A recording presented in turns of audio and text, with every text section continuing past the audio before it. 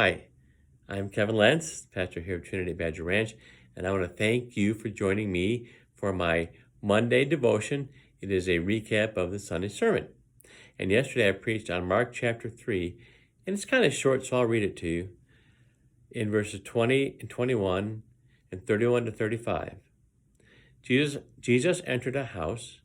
A crowd gathered so that he and his disciples were not even able to eat.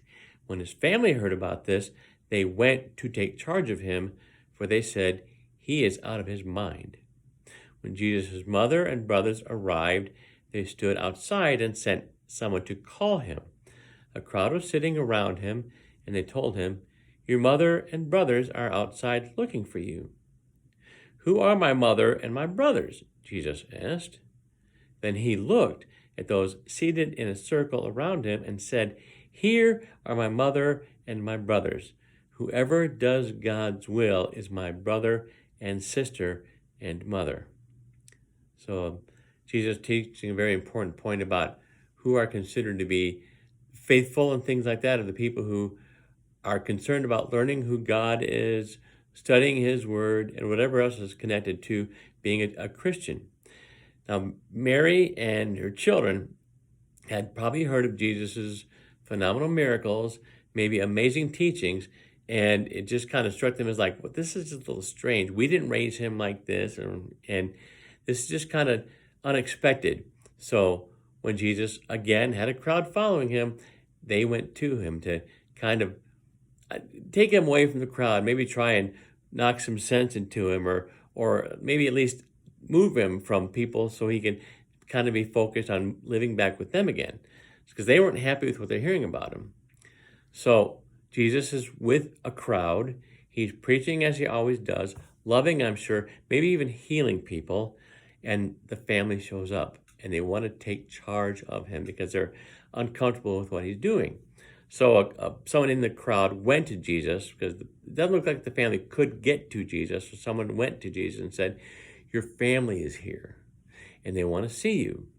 Jesus replied, "Okay, I understand that, but who really is my family? Who are the children of God? Who are the people of God?" And again, nothing against Mary and her children, but he was saying that these people right here in front of me and in front of you right now, who are listening to what I have to teach them about God, who are making themselves available to me, who are trying to learn the lessons I have to share with them, these are my mother and brothers and sisters. So he's making a point there that, yes, biological family, important. We give thanks to God for that.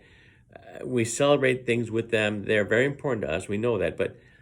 But Jesus makes an important point, not saying they're not important, but let's also recognize as important people in our lives those who share the faith with us, those who give thanks to God for the blessings of God with us, those whom we confess being children of God, Christians, followers of Christ together, because that is also of our family, because we have something beautiful in common. The death of Christ, the resurrection of Christ, confessing those things to be our salvation. So Jesus is making the point, family, biological family is good. We don't turn our backs on them. We love them. The fourth commandment is even honor your father and mother, and we're not ever to outgrow that commandment. Our whole lives, honor your father and mother. But as important as they are, it's okay that there are other important people in our lives, people with whom we share the common Christian faith, for whom we give thanks, that we celebrate that with them. So that's what Jesus is saying here this morning, or yesterday morning in worship. But we give thanks for that because it's a lesson he's still speaking to us today. The people of God who trust in God are another family of ours. Thankful for that message. So thanks for joining me, and I look forward to seeing you again. And God bless. Bye-bye.